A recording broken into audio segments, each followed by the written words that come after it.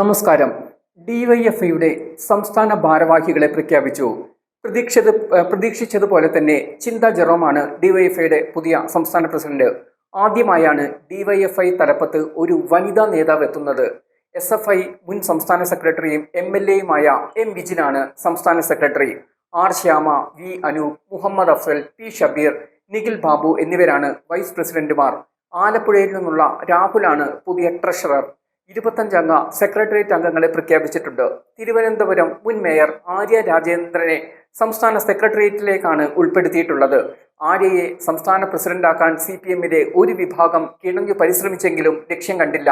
25 അംഗങ്ങളുള്ള ഡിവൈഎഫ്ഐ സംസ്ഥാന സെക്രട്ടേറിയറ്റിലെ ഒരംഗം മാത്രമാണ് ഇപ്പോൾ ആര്യ രാജേന്ദ്രൻ. ആര്യയെ മേയർ ആക്കിയ ശേഷം തിരുവനന്തപുരം കോർപ്പറേഷൻ വന്ന തിരിച്ചടി CPM മറന്നിട്ടില്ലെന്നതിൻ്റെ തെളിവ് കൂടിയാണ് ആര്യയെ ഒതുക്കിയതിലൂടെ വ്യക്തമാകുന്നത്.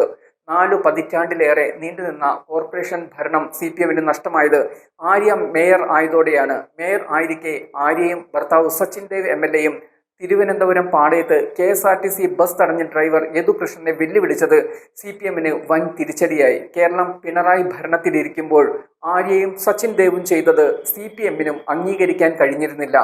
പൊതുസമൂഹത്തിൽ നിന്നും ഈ നടപടിക്കെതിരെ കടുത്ത വിമർശനവും ഉയർന്നിരുന്നു.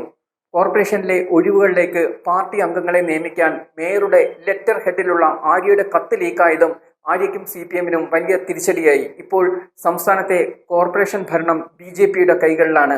ഇതിനൊക്കെ പാർട്ടിയിൽ നിന്നും വലിയ പഴിയാണ് ആര്യ കേട്ടത്. തദ്ദേശ തെരഞ്ഞെടുപ്പിൽ നിലവിലെ മേയറായ ആര്യയെ CPM ഗൗനിച്ചതേയില്ല. നിയമസഭാ തെരഞ്ഞെടുപ്പിലും സീറ്റ് നൽകിയില്ല. ഡിവൈഎഫ്ഐ സംസ്ഥാന പ്രസിഡന്റാകുമെന്ന് കരുതി ആര്യ കരുനീക്കങ്ങൾ നടത്തിയെങ്കിലും അതും ഫലം കണ്ടില്ല. ആര്യയുടെ രാഷ്ട്രീയ ഭാവി ഇപ്പോൾ അനിശ്ചിതത്വത്തിലാണ്. ഡിവൈഎഫ്ഐ സംസ്ഥാന ഭാരവാഹി തെരഞ്ഞെടുപ്പും അതിൻ്റെ സൂചന തന്നെയാണ് നൽകുന്നത്.